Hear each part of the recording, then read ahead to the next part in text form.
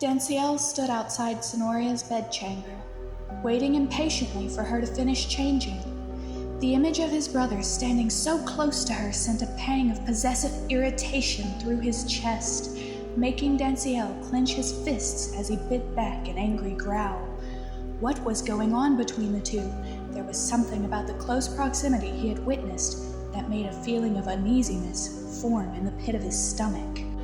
Before Danciel could dwell on it any further, Sonoria stepped out of the lavish bedchamber, his jaw immediately clenching in irritation. He had given her an elegant floor-length gown of crimson silk with a high neckline, long sheer sleeves embroidered with golden dragons.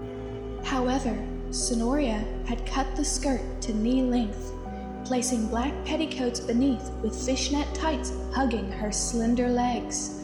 One of the sheer sleeves had been removed and was replaced with a sleeve of black fishnet matching the tights on her legs. A black scarf was tied around her waist with a choker of black and maroon ruffles layered around her neck. Her lush lips were now painted a deep purple color with a pair of rings on the left corner of her lower lip, one black and one silver. Winged eyeliner framing her doe eyes and lending a cat-like elegance to their shape behind the glasses she wore. The changes she'd made to the dress and her appearance were an obvious act of defiance that made Danciel's blood boil, but it also made his heart race with desire, a possessive growl wanting to rise up from his throat. Danciel suppressed it with a glare, his tone low and dangerous. "You're lucky we're running behind, or I would make you change." He took hold of her arm with a tight grip, the contact sending a jolt of electricity up his arm that he ignored. "Come, we must teleport immediately. The new Pope is looking forward to your performance." Danciel gave her a stern look of warning that held a dangerous intensity. "Do try to choose a song that is appropriate for the setting. You'll be performing for the entirety of the underworld." A faint smirk pulled at Sonoria's full lips as she gave Danciel a look that made him feel a pang of suspicion. Was she planning something? "Teleport? This should be an interesting experience," she chuckles almost knowingly. Danciel studied her expression with a suspicious gaze for a moment before pulling her firmly against his chest. He noticed her cheeks flush instantly, and he saw her quickly turn her gaze away with an awkward expression. Danciel smirked darkly, feeling a pang of satisfaction at her flustered reaction. "Brace yourself, little adventurer," he spoke teasingly into her ear, his tone low and suggestive. "Your first time might be a bit jarring." "What? Don't say it like that!" Sonoria stuttered, her face now bright pink with embarrassment as she avoided looking at him.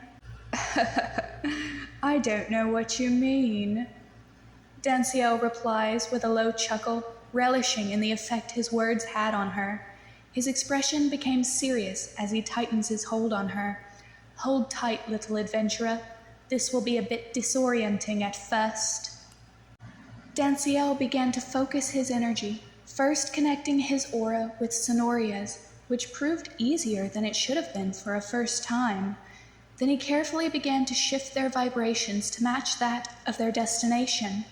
In moments, their surroundings began to blur and shift with abstract colors and dark fog, a familiar pull signaling to Danciel that they were moving through the astral.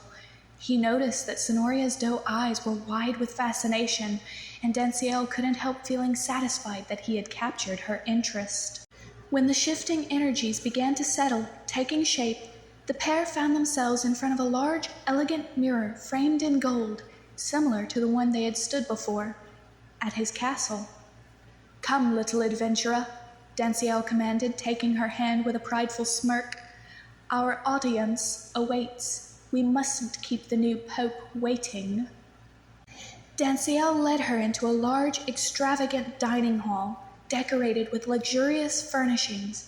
He noticed Sonoria's chocolate gaze scanning the room with an analytical look in her eyes, her expression neutral. "No funny business," he warned in a low tone that only she could hear.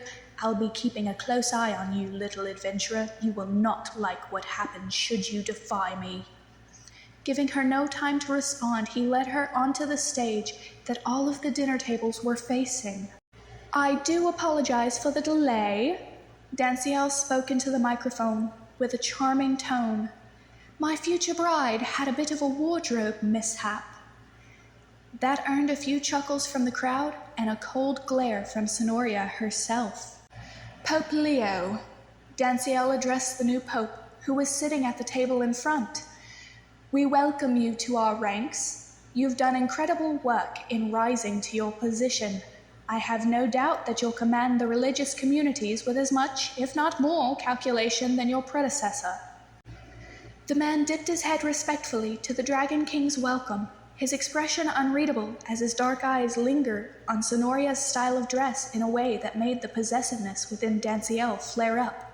He shoved the feeling aside in order to maintain his image of control, gesturing Sonoria to approach the mic as he continued. "Without further ado, my future bride would like to regale us in song as congratulation."